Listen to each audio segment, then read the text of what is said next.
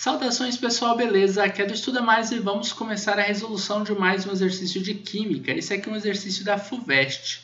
Dalton, na sua teoria atômica, propôs, entre outras hipóteses, que os átomos são indivisíveis, que os átomos de um determinado elemento são idênticos em massa. Beleza, ó, idênticos em massa e que eles são indivisíveis. À luz dos conhecimentos atuais, quais são as críticas que podem ser formuladas a cada uma dessas hipóteses? Ou seja, as duas hipóteses estão incorretas atualmente, tá? O átomo ele é indivisível? Letra A, tá errado, tá? Hoje a gente sabe que o átomo ele é divisível, tá bom? Então os átomos são sim divisíveis. Um átomo, como já dizia o Rutherford, né, ele é composto pelo núcleo. No núcleo a gente tem partículas. Eu vou colocar de duas cores aqui, ó. Vou colocar várias partículas, tá? A gente tem aqui, que eu vou pintar de azul, vamos dizer que são os prótons, tá? E de branco aí vamos falar que são os nêutrons. Então temos aí os prótons e os nêutrons dentro aí do núcleo, tá bom? Olha só. O que acontece hoje em dia? A gente sabe que tem também a eletrosfera, né, que é ao redor do núcleo. E a gente sabe, hoje em dia, que a gente tem a capacidade de gerar energia a partir da fusão ou da fisão nuclear.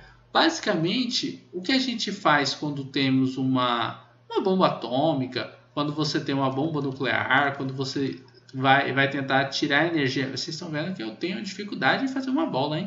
Não, vou deixar assim. É feio demais. Quando a gente vai olhar essa energia que sai, a energia nuclear, ela basicamente vem quando a gente faz o rompimento aqui, ó, de um núcleo. O núcleo ele pode gerar átomos diferentes quando a gente rompe ele. Partículas menores elas se separam aqui. Então, a partir de um núcleo, a gente consegue dividir um átomo e gerar uma grande energia, a energia nuclear que é liberada aí desse núcleo. Isso daqui a gente já sabe, já faz um bom tempo, são mais de 100 anos, tá, de estudos em relação à energia nuclear. Então, a gente pode dizer que isso daqui é uma tecnologia antiga que a gente tem e que naquela época, na época de Dalton, 1803, 1806 mais ou menos, quando ele propôs seu modelo atômico, obviamente que ele não sabia disso. Ele não sabia que existiam essas partículas nucleares, prótons, nêutrons. Ele não sabia, agora eu vou tentar de novo, olha só, sou guerreiro. Ele não sabia que existiam a eletrosfera, que é onde a gente encontra, mas é feio demais, onde encontramos os elétrons hoje em dia. Ele não sabia nada, basicamente, assim, do que a gente sabe de átomo hoje em dia, tá? Não que você é mais inteligente do que o Dalton, mas você tem mais conhecimento sobre o átomo hoje do que o Dalton tinha na época dele. Beleza? Então ele não sabia de prótons, nêutrons, não sabia de elétrons, não entendia de eletrosfera, de núcleo, mas não é porque ele era bobinho, é porque ele não conhecia. Foi uma época diferente, a época que não tinham essas descobertas ainda, beleza? Bom, letra B fala, os átomos de um determinado elemento, eles são idênticos em massa. Isso não é correto, tá? Por que não é correto? Porque existem os isótopos. Isótopos são átomos que possuem iso igual um número de prótons, ou seja, são átomos de um mesmo elemento químico. A gente tem ali, por exemplo, o carbono 12, a gente tem o carbono 13, a gente tem o carbono 14. Todos eles são carbonos, todos eles têm número atômico igual a 6. Tá? Ou seja, o número de prótons desses átomos de carbono são 6. É tudo igual, afinal são do mesmo elemento químico. Mas o número de massa deles variam, porque eles são isótopos, têm o mesmo número de prótons, mas diferentes números de massa. Beleza? Isso acontece por quê? Porque o número de nêutrons deles são diferentes. E o número de nêutrons pode variar também. Então, ó, cada um desses, se você somar o número de nêutrons com o número de prótons, você acha o número de massa. Lá em cima, ó, somou o número de nêutrons com o número de prótons, achou o número de massa. Beleza? Agora, a gente também tem outros isótopos. Dá um outro exemplo aqui, o hidrogênio. Tenho aqui um 1, hidrogênio 1,2 e o hidrogênio 1,3. Tá? A gente tem aqui o hidrogênio leve, onde eu tenho um próton e a massa 1, porque eu tenho nêutrons 0, não tenho nenhum nêutron. Um próton e a massa 2, porque eu tenho um próton e um nêutron, e quando a gente soma 1 mais 1 dá 2. E eu tenho aqui um próton mais 2 nêutrons no trítio, tá? Que ele tem aí a massa igual a 3, beleza? Esse aqui é o deutério, ele é o hidrogênio mais pesado que o hidrogênio leve.